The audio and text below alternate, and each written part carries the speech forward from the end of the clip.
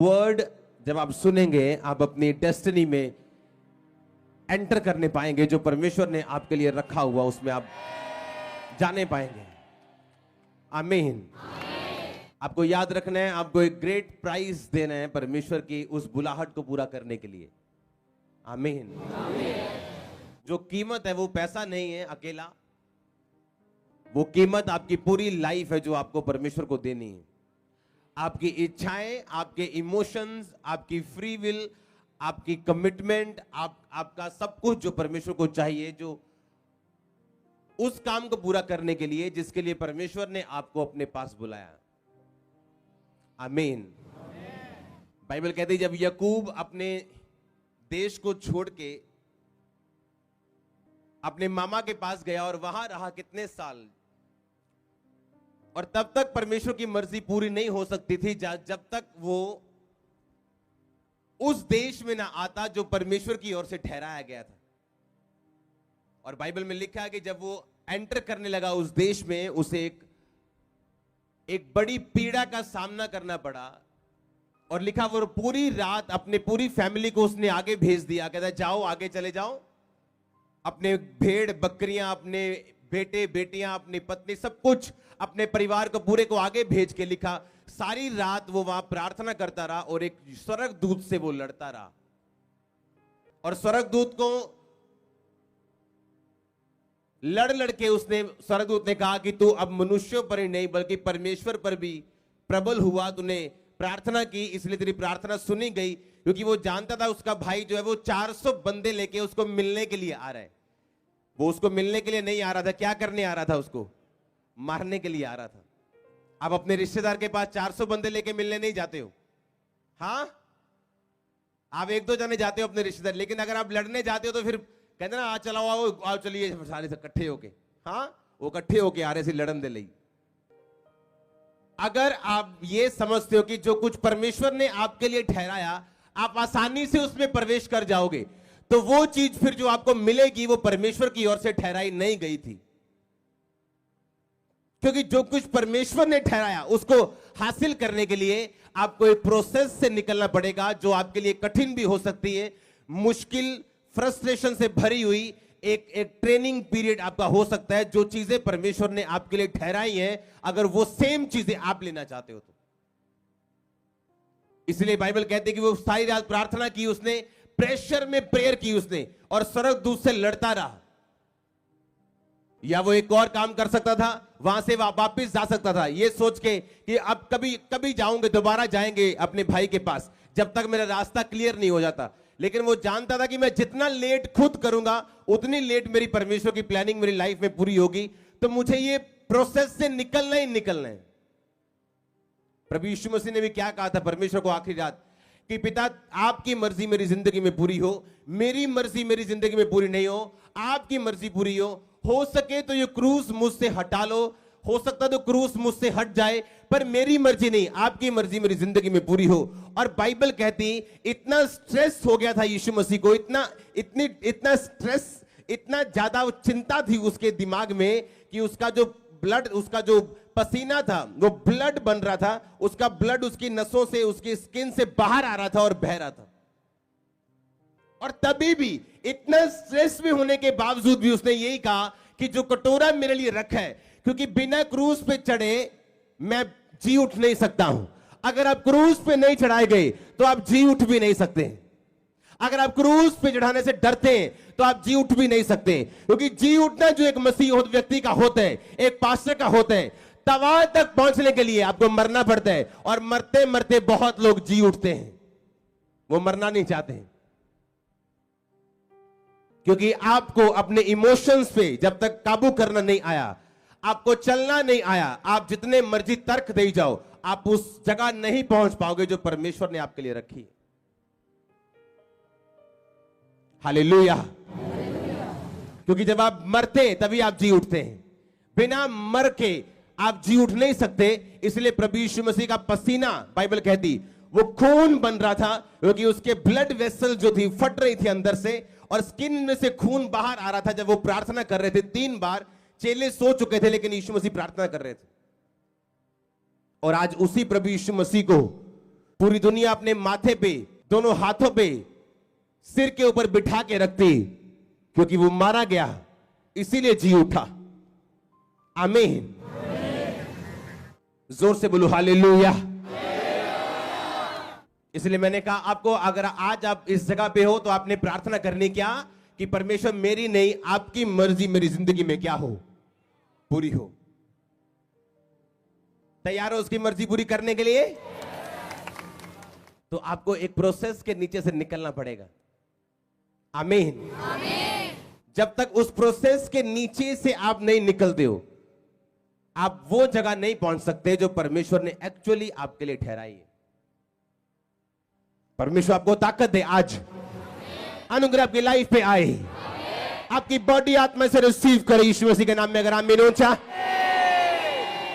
आपके रास्तों को मैं साफ होता हुआ देख रहा हूं, आपके वेज ओपन होता हुआ देख रहा हूं। आमीन। जितना लंबा और ऊंचा ब्लेसिंग उतनी बड़ी चर्च।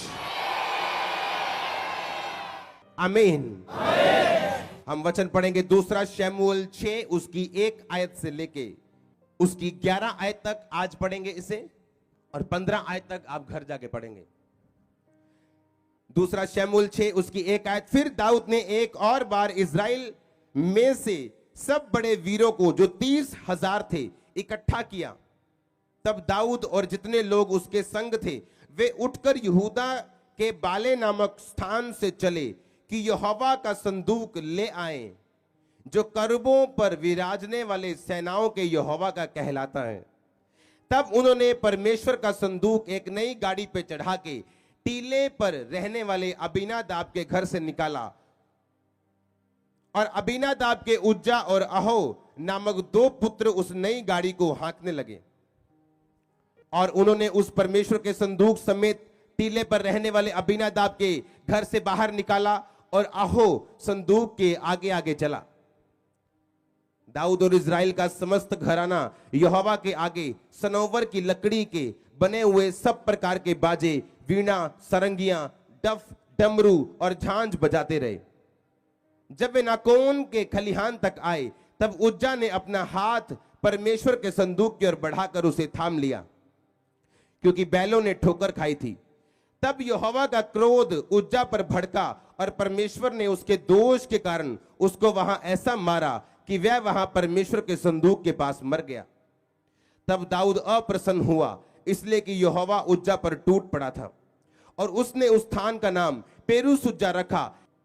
और उस दिन दाऊद यहोवा से डर के कहने लगा, यहोवा का संदूक मेरे यहाँ कैसे आए? इसलिए दाऊद ने यहोवा के संदूक को अपने यहाँ दाऊदपुर में पहुंचाना ना चाहा, परंतु गतवासी अबे देदोम के यहाँ पहुंचाया। यहोवा का संदूक गतवासी ओबेदोम के घर में 3 महीने रहा, और यहोवा ने ओबेदोम और उसके समस्त घराने को आशीष दी। सब बोलो आमीन। तब दाऊद राजा को यह बताया गया कि यहोवा ने ओबेदोम के घराने पर और जो कुछ उसका है उस पर भी परमेश्वर के संदूक के कारण आशीष दी है। तब दाऊद ने जाकर परमेश्वर के संदूक को ओबेदोम के घर से दाऊदपुर में आनंद के साथ पहुंचा दिया।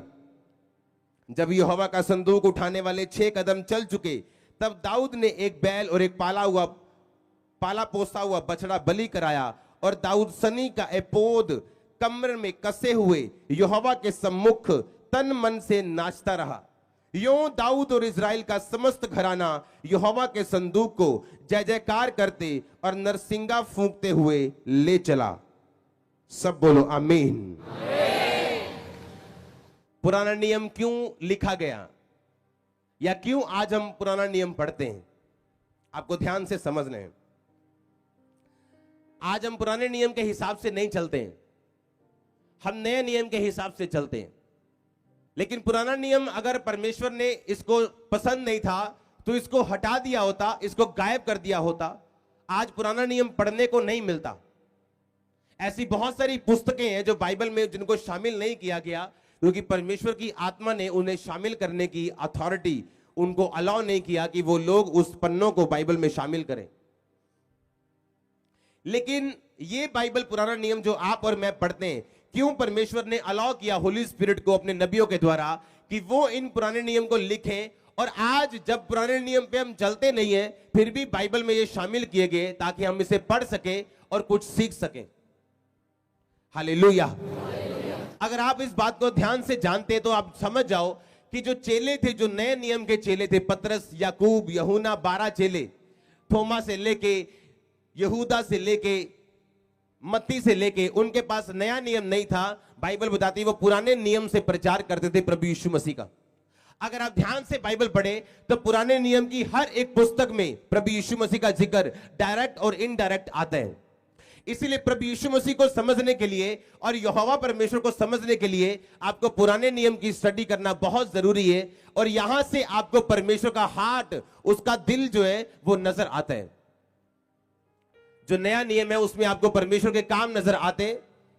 जो परमेश्वर का प्रेम था वो मैनिफेस्ट होता हुआ, आपको जाहिर होता हुआ नजर आता है। लेकिन जो पुराना नियम है उसमें आपको रियल परमेश्वर की थिंकिंग, उसका सोचना, उसका गुस्सा, उसका प्यार, आपको हर एक चीज के बारे में समझ आती है।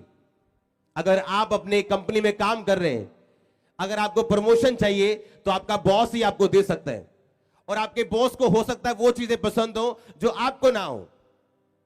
आपको क्रिकेट खेलना पसंद हो सकता है, आपका बॉस गोल्फ खेलना पसंद कर सकता है, तो आपको उसके साथ गोल्फ खेलना पड़ सकता है। चाहे आपको गोल्फ खेलना पसंद नहीं, आपको क्रिकेट खेलना पसंद है, लेकिन आपको अपने बॉस के हिसाब से चलना पड़ता है अगर आप प्रमोशन चाहते।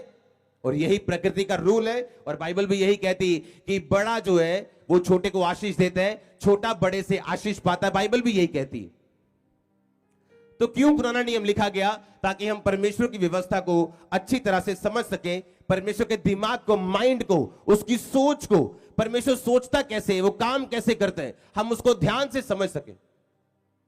मैंने जब भी पुराना नियम पढ़ा है, स्टडी की है, क्योंकि मैं नया नियम और पुराना नियम और भजन संहिता और प्रॉफिट्स की बुक्स इकट्ठी पढ़ता हूं। जब भी पढ़ता हूं मोस्टली वो इकट्ठी होती, क्योंकि जब आप अकेला नया नियम पढ़े आप पुराना भूल जाते हैं, आप अकेला पुराना पढ़े आप नया भूल जाते हैं। तो मैं ये कोशिश करता हूं, और उस prophecy, my book of prophecy में भी, जो मेरी भविष्यवाणी की पुस्तक है, उसमें भी जो आपका बाइबल रीडिंग प्लान दिया गया आपको, जो 1 साल 2 साल में आप बाइबल रीडिंग करते हो, उसमें भी आपको इस तरह से दिया गया कि आप जब उस प्लान को फॉलो करोगे तो आप ना तो नए नियम से डिस्कनेक्ट होंगे, ना पुराने नियम से होंगे, ना भजन संहिता से होंगे, ना प्रॉफिट्स की बुक से आप डिस्कनेक्ट होंगे।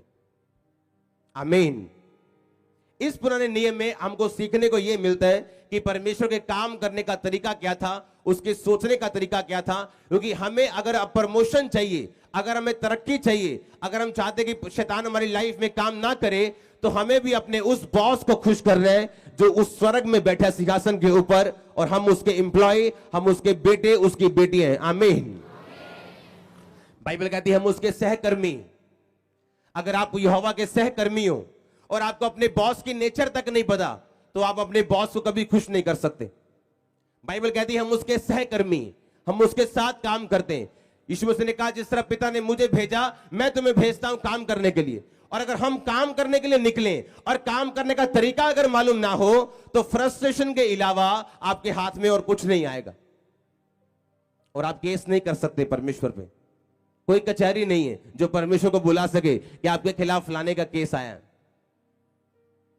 क्योंकि वो प्रधानमंत्रियों का प्रधानमंत्री, डॉक्टरों का डॉक्टर, वैद्यों का वैद्य, वकीलों का वकील, master carpenter, master healer, master doctor है वो। आमीन। इसमें लिखा कि दाऊद ने फैसला किया कि क्यों ना हम परमेश्वर का संदूक लेके आए, क्योंकि दाऊद जो था वो परमेश्वर से प्यार करता था। बाइबल बताती परमेश्वर ने कहा था कि मुझे मेरे दिल के मुताबिक चलने वाला एक व्यक्ति मिल गया, जिसपे मैं अपनी करुणा, अपनी योजना जाहिर करूंगा, और जो मेरे लोगों की अगुवाई करेगा। ऐसा बंदा मुझे मिल गया। और दाऊद दिल से परमेश्वर से प्यार करता था, हार्टली प्रभु के साथ जुड़ा हुआ था वो। लेकिन बाइबल कहती इंसान जो है वो मिस्टेक कर सकता है, जो दाऊद ने यहां पे की। आप जानते पवित्रता ही बहुत लोग शोर मचाते हैं। कई लोग सोचते हैं कि मैं अगर गलत किसी के साथ रिलेशन में नहीं हूं तो मैं पवित्रता ही में हूं। ये पूरा सच नहीं है, ये आधा सच है, क्योंकि ये पवित्रताई का एक हिस्सा है, पूरी पवित्रताई नहीं। व्यभिचार ना करना पवित्रताई का एक हिस्सा है, एक हिस्सा पूरा हुआ। चोरी ना करना ये भी पवित्रता ही है। मूर्ति पूजा, लंगर प्रसाद ना खाना ये भी क्या है? पवित्रता ही। तो सब हिस्से पूरे करने से आप परफेक्ट बनते हो।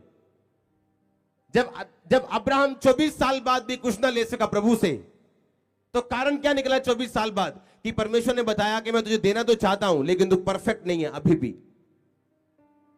तो क्या कर, अभी भी मेरी उपस्थिति में चलता जा और सिद्ध होता जा। और बाइबल बताती है अब्राहम ने परमेश्वर के साथ बहस नहीं की कि देखो जी 24 साल हो गए मेरे को, क्या मिला मुझे, अभी भी बातें कर रहे हो आप, अभी मुझे कुछ दो ताकि लोग यकीन करें, अभी कुछ मुझे चाहिए, कोई प्रूफ दो मेरे को। पर परमेश्वर के सामने आप जितना डगमगाओगे उतना लेट आप खुद होंगे। ये मेरी लाइफ का एक्सपीरियंस है। जितना आप इमोशनली चलोगे और डगमगाओगे, और वचन के आप इमोशनली राइट हो सकते, सही हो सकते, पर वचन के मुताबिक आप गलत हो सकते हैं। ये पवित्रता ही थी कि जब परमेश्वर रूल देता था फॉलो करने के लिए, एक रूल था बाइबल में। परमेश्वर ने कहा था कि जब मेरा संदूक तुम कहीं आगे पीछे करना, कहीं एक स्थान से दूसरे स्थान में लेके जाना, तो कभी भी गाड़ी का इस्तेमाल मत करना, उसे कंधों पे लेके जाना। और लेवी लोग उसे उठाएं, पर उसे कंधों में लेके मत जाना। और परमेश्वर ने अलग अलग ड्यूटीज लगा दी कि लेवी लोग संदूक का काम करेंगे, ये वाली जाति के लोग टेंट उठाएंगे और बांस उठाएंगे, टेंट का सामान इकट्ठा करेंगे, ये वाले लोग ये वाला इकट्ठा करेंगे, ये वाले लोग ये काम करेंगे, ये इस पोजीशन पे रहेंगे, ये इस पोजीशन पे रहेंगे। एक प्रोटोकॉल जिसे बोलते हैं हम सेट कर दिया।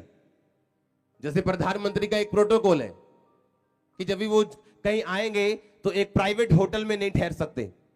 अगर वो जलंधर में आएंगे तो एक सीएम प्राइवेट होटल में नहीं ठहर सकता, ये उनका प्रोटोकॉल है।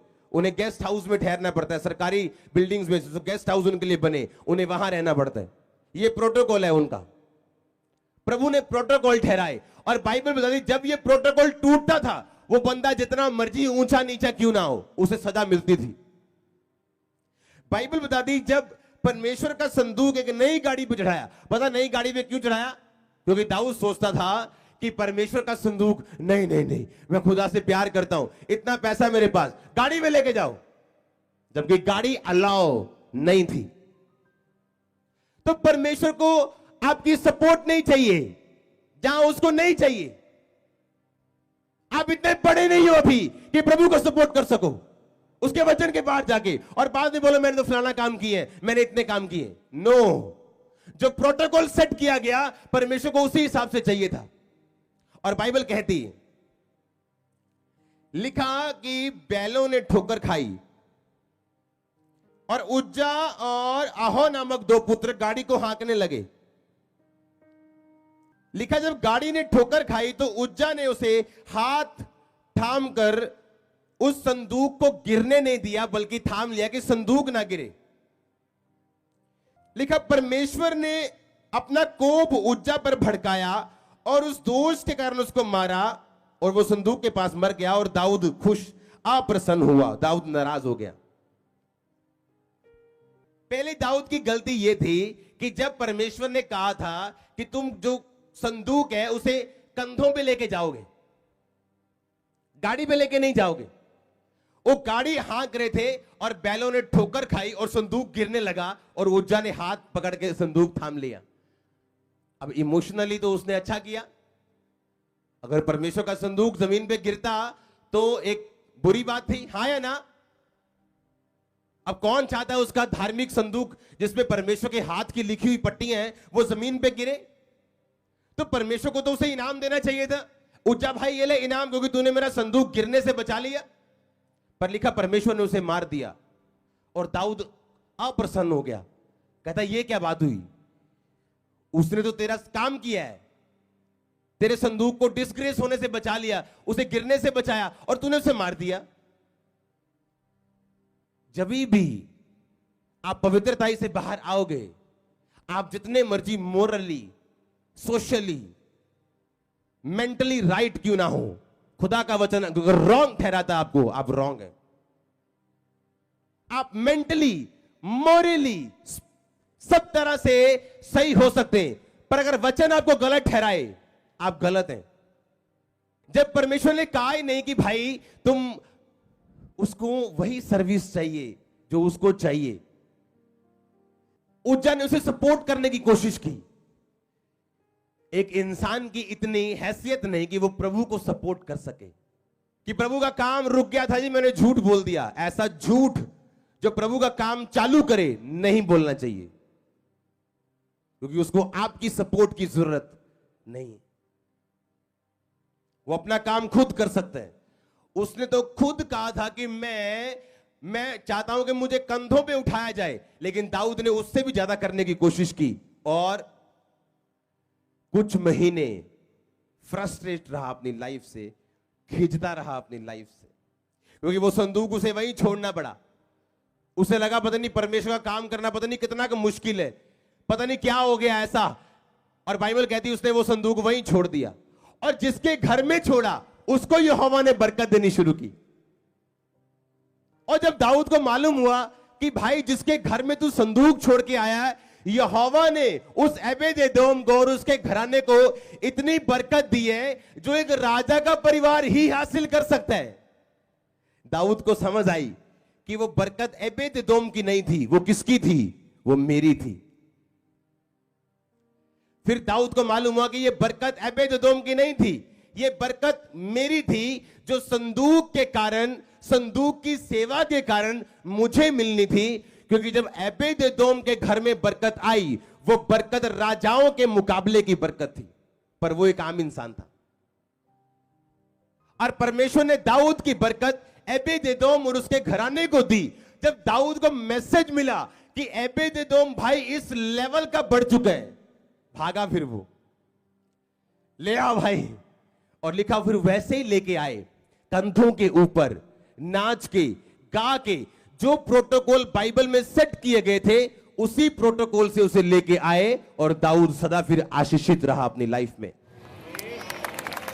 क्योंकि आप जितने मर्जी राइट हो, जो प्रोटोकॉल प्रभु की आत्मा ने सेट किया या परमेश्वर ने सेट किया, आप उससे अगर बाहर है, आप जितने मर्जी मोरली राइट हो, आप 100%, 101% रॉन्ग है बाइबल के मुताबिक। क्योंकि यहोवा परमेश्वर को आपका काम नहीं चाहिए, पहले उसे होलीनेस चाहिए, उसके बाद आपके काम से आप उसे प्रभावित कर सकते हो। आप ये नहीं कह सकते कि मैंने तो संदूक संभाल लिया, मैंने तो गिरने नहीं दिया। बाइबल कहती लेवाई ही उसे हाथ लगाएंगे, लेवी ही उसे हाथ लगाएंगे। अगर यहोवा ने बोल दिया तो बोल दिया, उसे कोई बदल नहीं सकता, और वो ही पवित्रता ही है जब हम उसके मुताबिक चलेंगे तो। आमीन। और आप जितने मर्जी मोरली राइट हो, सोशली राइट हो, अच्छे हो, सही हो, आप फिर भी गलत हैं, क्योंकि बाइबल आपको गलत ठहराती, वचन आपको गलत ठहराता है उस विषय में। इसलिए पुराना नियम पढ़ना बड़ा जरूरी है, आपको समझ आती कि परमेश्वर ने ऐसा क्यों किया। क्या परमेश्वर उस पर दया नहीं कर सकता था कि दाऊद अगली बार ऐसी गलती मत करना, मैंने तुम्हें क्या बोला था कि तुम सिर्फ संदूक यहां उठाओगे। आप जानते हैं दाऊद पर परमेश्वर ने बड़ी कृपा की और अपना दिल उस पर प्रकट किया। आप जानते हैं दाऊद क्या बोला एक दिन? कहता हम इतने सुंदर सुंदर घरों में रहते हैं पर यहोवा टेंट में रहता है। कहता क्यों ना मैं उसके लिए भवन बनाऊं।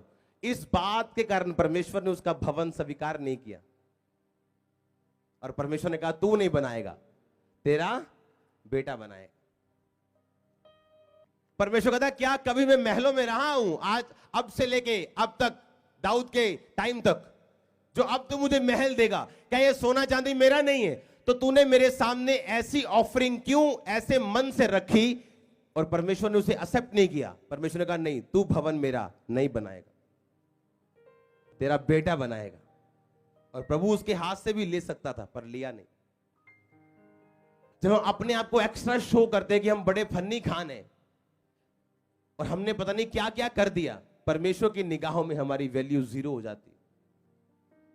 और परमेश्वर के ऐसे व्यक्ति को जिसने कभी कोई फाइट नहीं की, सुलेमान के जैसा व्यक्ति, उसको चूज किया वो काम करने के लिए जो दाऊद ने करना था। क्या परमेश्वर ने पहले पाप या गुनाह माफ नहीं किए जो अगर दाऊद का नहीं कर सकता था वो कर सकता था? पर दाऊद को समझ आ गई कि जब परमेश्वर के सामने जाओ तो जितनी मर्जी मेहनत की हो, जितनी मर्जी काम किए हो, जो मर्जी किया हो, हमारे शब्द बड़े नपे और दुले होने चाहिए। कितनों को समझ आ रही प्रभु की नेचर क्या है? आमीन। ये परमेश्वर की नेचर है, इसी स्वभाव से वो काम करते हैं। हालेलुया। इसी स्वभाव से वो अब तक काम करता आता है। अब तक वो इसी नेचर से काम करता है।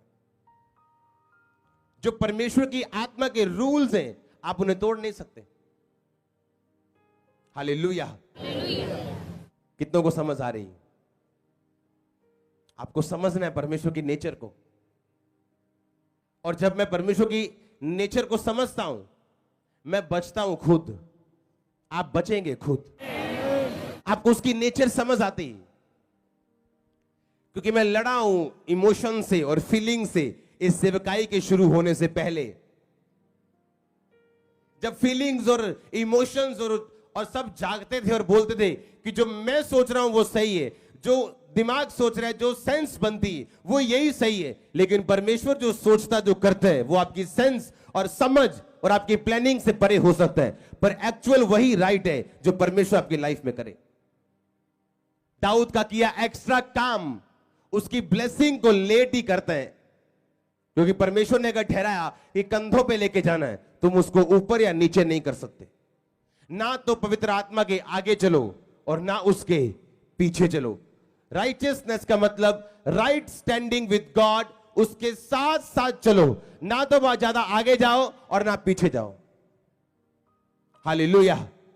कुछ लोग ज्यादा आगे चले जाते दाऊद की तरह। प्रभु ने कहा पैदल लेके जाना, बोलते नहीं प्रभु जी ले हो जी केड़ी गल है, इन्ने पैसे तो गड्डी ते जावांगे आपां, और बंदा मरवा लिया एक। हालेलुया। और जब वही संदूक एबेद-एदोम और उसके घराने के घर पहुंचा तो लिखा उसके कारण यहोवा ने उन्हें बरकत दी, और वो बरकत राजाओं के घरानों के जैसी थी। और जब दाऊद ने देखा कि ये बरकत मेरी थी और एबेद-एदोम को मिली, क्योंकि उसने संदूक को वैसे ही रखा जैसे उसको रखना चाहिए था। एक बंदा जो 500 रुपए ऑफरिंग दे और एक बंदा जो 5000 दे, हो सकता है 500 वाले की ज्यादा कबूल हो अगर वो सही स्पिरिट से दे, और 5000 वाला चवन्नी की भी आशीष ना पाए, ऐसा हो सकता है। जब तक आप राइट स्पिरिट से प्रभु के लिए कुछ नहीं करते, आपकी सेवा मान्य नहीं ठहरती परमेश्वर के सामने। चाहे वो पैसा हो, चाहे वो डेडिकेशन हो, चाहे वो लाइफ हो, कुछ भी जो आप सही राइट स्पिरिट से और राइट हम्बलनेस से नहीं करते, वो कभी भी कबूल नहीं होती परमेश्वर के सामने। आपको ध्यान रखना है मैं कहां से निकला हूं, कहां से आया हूं, कहां को जा रहा हूं और मैंने करना क्या है। आमीन। पवित्रता ही क्या है? जैसा उसने लिखा उससे इधर या उधर नहीं जाना। वो आपके देखने में अच्छा हो, सोचने में अच्छा हो, लेकिन वाकई में वो अच्छा नहीं है। आप सोचो, जिस परमेश्वर को दूत देखते थे अपनी आंखों से, रोज अपनी आंखों से, आप तो देखा नहीं है, हमने तो परमेश्वर को देखा नहीं है सिंहासन पे कैसे बैठा हूं, हाँ या ना? जो दूत रोज देखते थे, रोज उसका दीदार करते थे, रोज उसको देखते थे, शैतान उन दूतों को भी भरमा के ले गया। और 100 में से अगर 100 करोड़ दूत थे तो 33 करोड़ दूत गिर गए। हाँ, अगर 500 करोड़, अगर 200 करोड़ दूत थे तो 66 करोड़ गिर गए। तीसरा ऐसा बाइबल कहती गिर गया था दूतों का। आप सोचो, वो दूत जो रोज प्रभु को देखते थे, शैतान ऐसा है कि उनको भी काउंसलिंग देके उसने भरमा दिया। सोचो आपके दिमाग को आपको कितना वजन में रखना पड़ेगा अगर आप शैतान वाली काउंसलिंग सुन के उसे पूरा करना नहीं चाहते तो। आज ना तो किसी की प्रेयर लाइफ है, ना वो खुद बाइबल पढ़ते हैं लोग, ना वो आत्मा से खुद पूछते हैं कि लोग क्या कह रहे हैं मेरे आसपास, मैं वो सुनूं, या जो मुझे पवित्र आत्मा कह रहा है मैं वो सुनूं। और जो पवित्र आत्मा बताए वो 100 लोगों की राय से अलग हो सकता है, पर लाइफ में अगर लंबी ब्लेसिंग लेनी तो होली स्पिरिट के अनुसार ही चलना। जो रास्ता होली स्पिरिट आपको दे वो कठिनाइयों से भरा हुआ हो सकता है, लेकिन रेगिस्तान में एक ऐसा स्थान आएगा जहां नदी होगी, खजूर के पेड़ जो आप देखते हो वो होंगे। मैं आपको होली स्पिरिट की सहायता से कह रहा हूं कि उस रेगिस्तान के बाद एक ऐसा स्थान आएगा, मैंने कहा जहां नदियां होंगी और फल होंगे, और आपका जी में जी परमेश्वर लेके आएगा और आपको ठंड देगा। वो पवित्रता ही क्या, जो परमेश्वर कहे वो करना, जो वो जैसा कहे वैसा करना, जैसा लगता है, जैसा अच्छा है, जैसा फबता है वैसा नहीं, जैसा लिखा वैसा करना। दाऊद ये भूल गया कि अगर शाऊल की आशीष उसे मिल सकती है तो उसकी भी आशीष किसी के पास जा सकती है अगर वो ध्यान नहीं रखेगा तो। और देखा फिर दाऊद दोबारा गया, क्योंकि उसने स्टडी की वर्ड ऑफ गॉड, कैसे लेके आना है परमेश्वर के संदूक को, क्या मैंने गलतियां की, क्या मैंने कहां पे मिस्टेक्स की, उनको सुधारा, उनको सही किया, फिर से गया दोबारा, फिर वैसे ही लेके आया जैसे लेके आना चाहिए था। और बाइबल बताती दाऊद एक ऐसा राजा था जिसने युद्ध किए, जबरदस्त युद्ध किए, इतने युद्ध किए, एक भी युद्ध में वो मारा नहीं गया। एक राजे का इतने युद्ध करना, कनान पर फतह प्राप्त करनी, दुश्मनों पर फतह प्राप्त करनी, अपने लोग खिलाफ थे, पराये लोग खिलाफ थे, शैतानी लोग खिलाफ थे, इतनी खिलाफत होने के बावजूद भी एक बंदे का बचना और इतना बुढ़ापे तक पहुंचना कि उसका शरीर गर्म नहीं होता था, कपड़े उड़ाने पर भी, रजाइयां उड़ाने पर भी, इतने बुढ़ापे में एक राजे का पहुंचना अपने आप में एक मिरेकल था, चमत्कार था। क्योंकि एक राजा जो इतनी लड़ाइयां लड़ ले, कभी तो उसके घर से उसे कोई मार देता था, कभी उसके अपने लोगों से मारते थे, पर दाऊद का ना मरना इस बात का सबूत था कि परमेश्वर उसके साथ है। और लिखा पूरे बुढ़ापे तक, पूरी उम्र भोग के दाऊद परमेश्वर के पास चला गया और उसका अपना वंश सुलेमान उसकी गद्दी पे बैठा और उससे भी बड़े बड़े कार्य किए। वो आपको परमानेंट ब्लेसिंग देने के लिए अपने पास बुलाता है। अपनी मूर्खता की वजह से, अपने उस छोटे दिमाग की वजह से उसकी प्लानिंग को खराब मत करो। आमीन। उस छोटी सोच की वजह से जो हमारी जाती नहीं, क्योंकि हमारा पास ऐसा रहा होता है, उसकी प्लानिंग को खराब मत करो। आमीन। और देखो कितने साल की उम्र तक, पर वो जानते थे परमेश्वर का काम किस रीति के साथ करना और कितना करना है। अगर जितना प्रभु ने कहा उतना ही करना है। अगर परमेश्वर ने 90 फुट का उसने जहाज बनाने के लिए कहा तो 91 फुट बना के उसे खुश करने की कोशिश नहीं करनी चाहिए। अगर परमेश्वर ने लुधियाना भेजा तो लुधियाने तक ही रहो, सानेवाल मत जाओ, खन्ना मत जाओ। आमीन। ये सोच के 10 रुपए और बचा लेंगे, जितना प्रभु ने कहा अगर उतना करेंगे। पौलुस को परमेश्वर की आत्मा ने एशिया में जाने से मना कर दिया। अब बाइबल कहती सब जगह जाओ। अब ये कंफ्यूजन दूर करने के लिए परमेश्वर ने अपने दास ठहराए, अपने नबी ठहराए, जो आपको एग्जैक्ट बता दें कि आपको क्या करना है। अगर अकेला आप बाइबल पढ़ के सीख सकते तो उसने कहा था कि जाओ सुसमाचार सुनाओ, पूरी दुनिया में जाओ। अगर पौलुस एशिया में जाता और पवित्र आत्मा की बात ना सुनता तो एशिया में जाता और रूहें ना बचती, मारा जाता वहां पे टाइम से पहले। प्रभु ने कहा अभी एशिया मत जा, जो स्थान मैं तुम्हें बोलता हूं उसी स्थान पे रहे। कितना जरूरी है पवित्र आत्मा के अनुसार चलना। वो तब चलेंगे जब प्रेयर करेंगे, जब बाइबल पढ़ी होगी, जब फास्टिंग करते होंगे, संगति करते होंगे।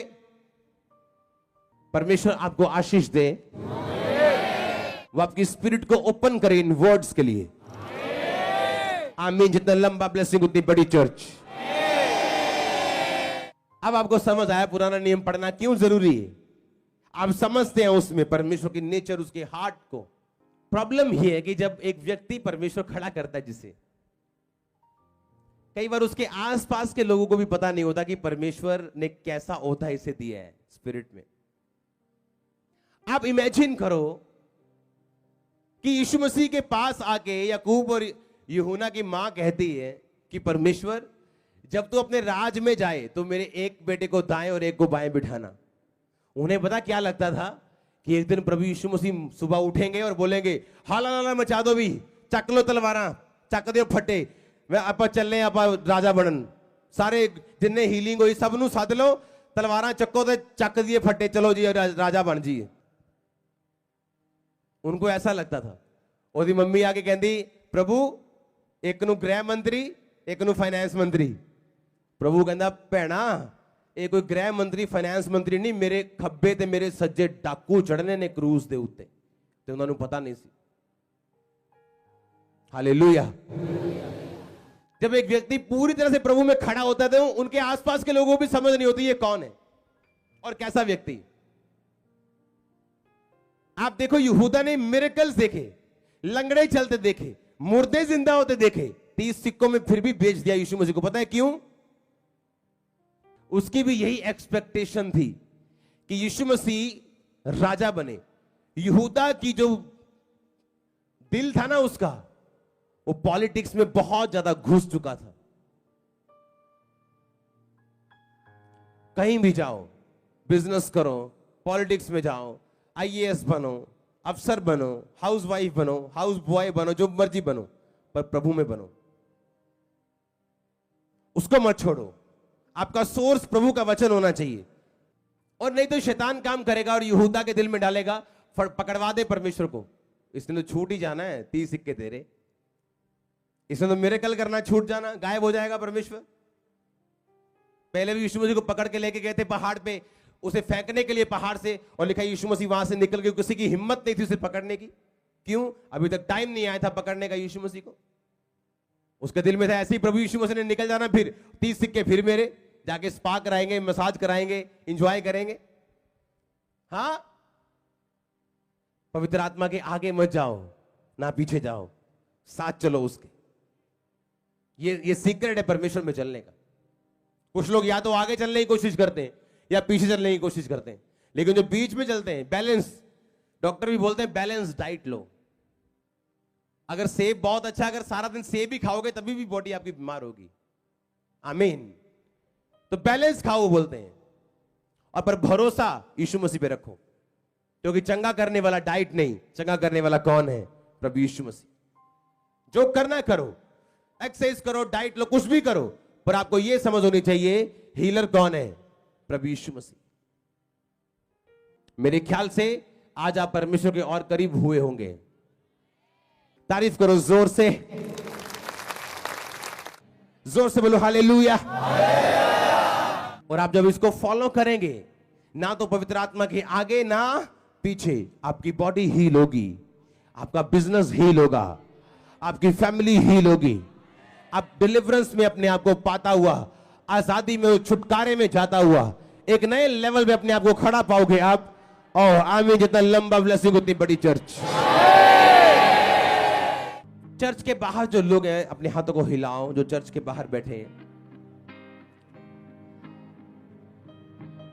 और मैं एक बात बताना चाहता हूं, टाइम आ रहा है बहुत जल्दी इस चर्च में, जहां अब आप, प्रभु का आत्मा मुझसे कह रहा है, जहां अब आप लोगों की गिनती करना भूल जाओगे, और आप बिलीव करो जो पवित्र आत्मा ने मुझे बताया, जो आप देख रहे हो वो एक कमरा है, जो आ रहा है वो बड़ा हॉल है। आप सोचो, अगर 50, 60 हजार, 1 लाख लोगों को परमेश्वर कमरा कह रहे हैं, तो हॉल कितना बड़ा होगा। आप ये लिख लो, आज नोट कर लो अपने आईपैड्स पे, फोन पे, अपने कॉपी पे।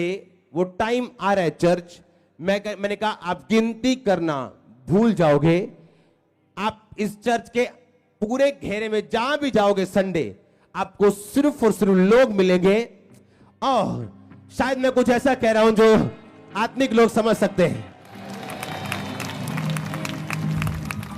आपको टाइम आने वाला चर्च, जब आप रास्ते में चल रहे होंगे और लोग इतने होंगे कि पुलपट पे गवाही देने का टाइम नहीं होगा, रास्ते में लोग गवाही देते हुए जाएंगे। रास्ते में आप देखोगे, रास्ते में लोग गवाही देते हुए जाएंगे कि टाइम नहीं था आज, मेरे को टेस्टिमनी देने का मिला नहीं, मेरी गवाही ये, आज मैं ऐसे आया था, आज मैं ऐसे जा रहा हूं।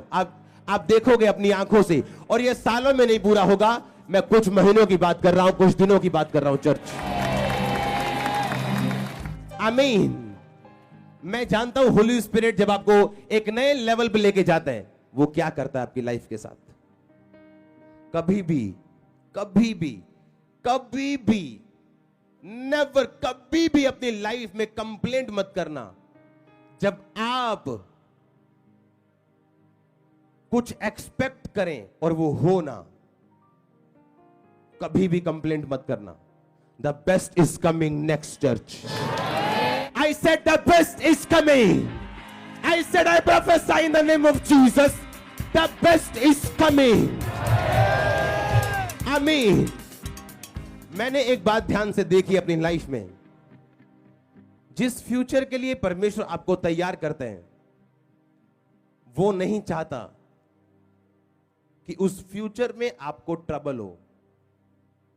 और उस फ्यूचर को ध्यान में रखते हुए वो ऐसे लोगों को, ऐसी सिचुएशन को आपसे अलग करते हैं जो आपके लिए मल्टीप्लिकेशन, मल्टीप्लाई करने वाले और जमा करने वाले ना हो। कभी कंप्लेंट मत करना। मेरी लाइफ का एक्सपीरियंस है ये। अगर आप बेस्ट देखना चाहते हो तो, अगर आप बेस्ट नहीं देखना चाहते हो तो प्रभु को बोल दो, वो आपके मुताबिक चलेगा। ऐसा होता है, आपकी कैपेसिटी के हिसाब से वो चलेगा। क्योंकि जो मैं देख रहा हूं वो कुछ बड़ा है, वो कुछ बड़ा है चर्च। आमीन। जितना लंबा ब्लेसिंग उतनी बड़ी।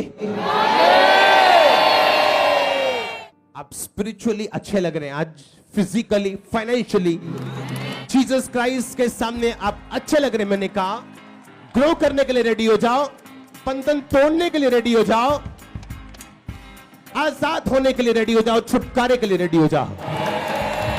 आमीन। तैयार हो आत्मिक बनने के लिए? फायदे का सौदा है ये, आत्मिक बनना ये फायदे का सौदा है। हालेलुया। और ये एक डिसिप्लिन वाला काम है। हां, प्रभु के सामने उतना बोलो, उतना रखो जितना आप पे वापिस बैक अटैक ना हो। आमीन। उतना उसके सामने बोलो और उस तरीके से उस आत्मा से सेवा करो जो आपके बेनिफिशियल में हो, जो प्रभु को भाए। आमीन।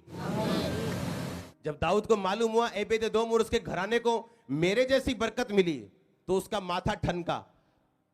पढ़ी बाइबल, पढ़ा वचन, मूसा की पुस्तक लेके आओ। कैसे लेके आना है उसको? अपने नहीं मारेंगे हम, अपना इमोशन कोई यूज नहीं करना। जो प्रभु ने कहा है वैसा कर दो। परमेश्वर ने क्या कहा है? कंधे में लेके आना, ठीक है लेके आओ। कंधे में रखा, क्या करना है? नाचना है, नाचो, बलियां दो, कोई प्रॉब्लम नहीं, लेकिन वही करो जो बाइबल में लिखा है। और दाऊद बच गया और आशीषित हुआ, क्योंकि परमेश्वर दयावान परमेश्वर है, माफ करने वाला परमेश्वर है।